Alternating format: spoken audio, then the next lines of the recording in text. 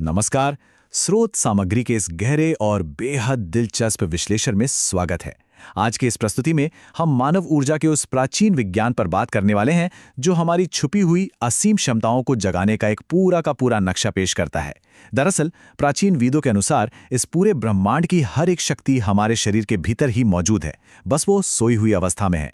तो आइए देखते हैं कि आखिर इन सोई हुई शक्तियों को जगाने का विज्ञान क्या कहता है। अब सातों चक्रों को पूरी तरह से जागृत करना कोई छोटी मोटी बात नहीं है। ये एक बहुत ही बड़ी उपलब्धि है। स्रोत सामग्री में एक बहुत ही हैरान करने वाला आंकड़ा दिया गया है। इसके अनुसार यदि कोई व्यक्ति अपना केवल एक चक्र भी जागृत कर ले तो वो 65% सामान्य आबादी से कहीं आगे निकल जाता है। जरा सोचिए, अगर सातों चक्र जागृत हो जाएं तो क्या होगा?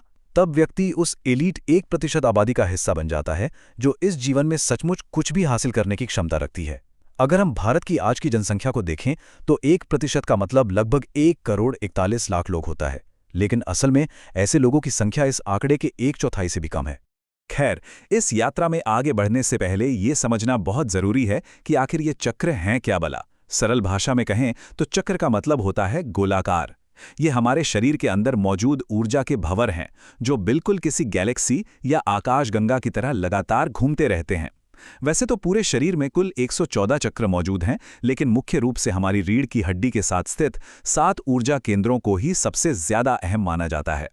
तो इस पूरे विश्लेषण में हम इस सफर को स्टेप बाय स्टेप समझेंगे। शुरुआत होगी द फाउंडेशन यानी हमारे भौतिक आधार से, फिर हम बढ़ेंगे प्रेम के केंद्र की ओर, उसके बाद ध्वनि और दृष्टि, और आखिर में मोक्ष के द्वार तक का सफर तय करेंगे। और हाँ, इस यात्रा के लिए जो बेहद सख्त नियम और सावधानियां हैं उन पर भी हम आखिर में विस्तार से बात करेंगे। चलिए, सबसे पहले बात करते हैं हमारे पहले पड़ाव की, जिसे हम द फाउंडेशन कह सकते हैं। इसमें हमारे पहले 3 ऊर्जा केंद्र आते हैं: मूलाधार, स्वाधिष्ठान और मणिपुर। ये ऊर्जा की यात्रा हमारी रीढ़ के हड्डी के बिल्कुल निचले हिस्से यानी बेस से शुरू होती है। इन पहले 3 चक्रों का काम हमारी बुनियादी इच्छाओं और हमारे वजूद को संभालना है। सबसे नीचे है मूलाधार चक्र। इसमें 4 पंखुड़ियां होती हैं और इसका मंत्र है लेम, जो जीवन में स्थिरता का काम करता है। इसके ठीक थोड़ा सा ऊपर है स्वादिष्ठान चक्र, जिसका मंत्र है वम। और फिर नाभि के ठीक पीछे आता है मणिपुर चक्र। 10 पंखुड़ियों और रम मंत्र वाला ये चक्र सीधे तौर पर अग्नि तत्व और हमारे अंदर की असीम ऊर्जा को दर्शाता है। अब यहाँ एक बहुत ही कड़वी सच्चाई देखने को मिलती है। लगभग 99.9% लोगों की चेतना जीवन भर पहले चक्र यानी मूलाधार पर ही अटकी रह जाती है। ये एक ऐसा सच है जिसे झुटलाया नहीं जा सकता। पूरी जिंदगी लोगों की ऊर्जा सिर्फ खाना पीना सोना और बुनियादी शारीरिक इच्छाओं के इर्द गिर्द ही फंसी रहती है और इसी अवस्था में जीवन खत्म हो जाता है। इस पहले चक्र से अपनी चेतना को बाहर निकालना और ऊपर उठाना ही इस पूरी आध्यात्मिक यात्रा का सबसे पहला और शायद सबसे मुश्किल कदम है। तो सवाल ये है कि इस सोई हुई ऊर्जा को जगाया कैसे जाए। इसके लिए बहुत ही कड़े अनुशासन की जरूरत होती है। ताड़ासन और कपालभाति जैसे अभ्यास मूलाधार को जगाने का काम करते हैं, जबकि बटरफ्लाई पोज या बद्ध कोणासन स्वादिष्ठान चक्र के लिए बहुत असरदार है। लेकिन एक बहुत ही अहम बात जो स्रोत सामग्री में बताई गई है वो ये कि आर्टिफिशियल एंटरटेनमेंट जैसे लगातार कई घंटों तक फिल्में या वेब सीरीज देखना, ये चीजें हमारी चेतना को वापस सुस्ती और बेहोशी में धकेल देती हैं। ऊर्जा को मणिपुर चक्र तक ले जाने के लिए इंसान को इन सब विकर्षणों से दूर होकर एक कर्म योगी बनना पड़ता है। इस बुनियादी स्तर को पार करने के बाद यात्रा का रुख भौतिक दुनिया से हटकर भावनाओं की ओर हो जाता है। हम पहुंचते हैं प्रेम के केंद्र पर, यानी हमारा अनाहत चक्र। बुनियादी इच्छाओं को पीछे छोड़ने के बाद अब सारा फोकस सीधे हमारी छाती के बीचों बीच आ जाता है। अनाहत चक्र यहीं हृदय के पास स्थित होता है। इसे 12 पंखुड़ियों वाले एक हरे कमल के रूप में दर्शाया जाता है और इसका बीज मंत्र है यम। जब इस चक्र पर पूरा ध्यान लगाकर इस शक्तिशाली ध्वनि का उच्चारण किया जाता है तो इंसान के अंदर पूरी इंसानियत के लिए एक बहुत ही गहरा और निस्वार्थ प्रेम जागने लगता है। हृदय को खोलने के लिए कुछ खास आसनों का नियमित अभ्यास बताया गया है, जैसे भुजंगासन, उष्ट्रासन और इसके साथ ही अनुलोम विलोम प्राणायाम। ये अभ्यास इस सोई हुई ऊर्जा को पूरी तरह से एक्टिव कर देते हैं। और मजे की बात तो यह है कि जब ये अनाहत चक्र खुलता है तो इंसान के अंदर से छल कपट, चिंता, अहंकार ये सब अपने आप ही गायब हो जाते हैं। व्यक्ति के अंदर एक गजब का आत्मविश्वास आ जाता है और उसके भीतर का ज्ञान खुद ब खुद बाहर आने लगता है। हृदय से ऊपर उठते हुए अब ये यात्रा बुद्धि और ब्रह्मांडीय तत्वों के दायरे में प्रवेश करती है। हमारा अगला पड़ाव है ध्वनि और दृष्टि, यानी विशुद्ध चक्र और आज्ञा चक्र। गले के बिल्कुल आधार पर मौजूद होता है विशुद्ध चक्र, जिसका सीधा संबंध आकाश तत्व से है। ये खुलेपन और आज़ादी का प्रतीक है।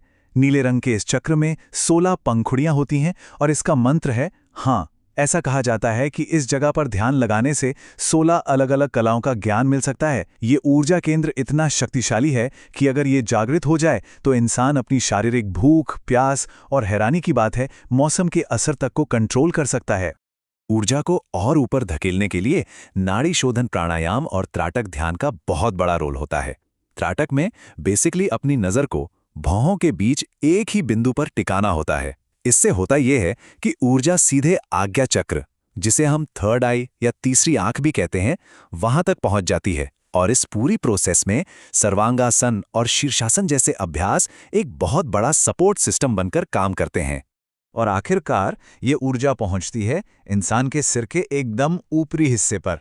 ये इंसान की आध्यात्मिक क्षमता का सबसे आखिरी और सबसे ऊंचा शिखर है, मोक्ष का द्वार, सहस्रार चक्र। अब यहाँ आज्ञा चक्र और सहस्रार चक्र के बीच का फर्क समझना बहुत ही दिलचस्प है। देखिए, आज्ञा चक्र आपको बेहिसाब बौद्धिक शक्ति देता है। इसके जागने पर वाक सिद्धि तक मिल सकती है, यानी मुंह से निकली हुई हर बात सच हो जाती है।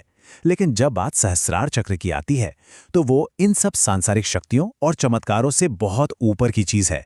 सहस्रार का मतलब है पूर्ण ब्रह्मांडीय आजादी, खुद की असली पहचान और एक ऐसा परमानंद जिसे शब्दों में बयान नहीं किया जा सकता। इन दोनों ही सर्वोच्च चक्रों की चाबी एक ही है, और वो है ओम की गूंज।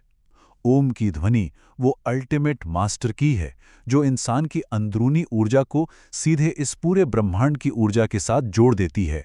गहरी सांस लेते हुए जब इसका उच्चारण किया जाता है तो ये हमारी चेतना को पूरी तरह से झकझोर कर जगा देती है। लेकिन ठहरिए, इस सब के बीच सबसे जरूरी बात, इस असीम शक्ति को जगाने के कुछ बहुत ही सख्त नियम और सावधानियां भी हैं, जिन्हें नजरअंदाज बिल्कुल नहीं किया जा सकता। सच कहूं तो बिना सही नियमों के इस ताकत से छेड़छाड़ करना बहुत ही खतरनाक साबित हो सकता है। सबसे पहला रूल तो यही है कि हमेशा नीचे से ऊपर की तरफ, यानी पहले चक्र से एक एक करके ही आगे बढ़ना है। किसी भी स्टेप को बाईपास नहीं किया जा सकता। इसके अलावा सात्विक आहार, कड़ा ब्रह्मचर्य और सबसे जरूरी बात, एक पहुंचे हुए और अनुभवी गुरु का साथ होना मस्ट है। गुरु के बिना इस रास्ते पर चलने से गंभीर मानसिक और शारीरिक नुकसान होने का खतरा बना रहता है। इसके अलावा अपने शरीर को अंदर से शुद्ध रखना कोई चॉइस नहीं है, बल्कि एक पक्का नियम है। इसे एक तरह का शारीरिक तप कहा गया है। खट्टा, बहुत ज्यादा मीठा, मसालेदार खाना, ये सब छोड़ना पड़ता है। मांस, शराब और तंबाकू जैसी चीजों की तो यहां बिल्कुल भी मनाही है। और सिर्फ खाना ही नहीं, अपने अंदर के गुस्से और लालच को भी पूरी तरह से खत्म करना इस तप का ही एक हिस्सा है, ताकि ये ऊर्जा बिना किसी रुकावट के सीधे ऊपर की ओर बह सके। तो इस पूरी चर्चा के बाद एक बहुत ही गहरा सवाल खड़ा होता है। इसमें कोई शक नहीं कि इस पूरे ब्रह्मांड की सबसे बड़ी शक्तियां और पूर्ण आज़ादी का रास्ता इंसान की अपनी रीढ़ की हड्डी के भीतर ही मौजूद है। लेकिन सोचने वाली बात यह है कि क्या आज का हमारा आधुनिक और भागदौड़ वाला दिमाग वाकई उस जबरदस्त अनुशासन, त्याग और तपस्या के लिए तैयार है जो इन ताकतों को आज़ाद करने के लिए चाहिए? ये एक ऐसा सवाल है जिसका जवाब हर उस इंसान को खुद अपने भीतर खोजना होगा जो इस रास्ते पर चलने की हिम्मत रखता है।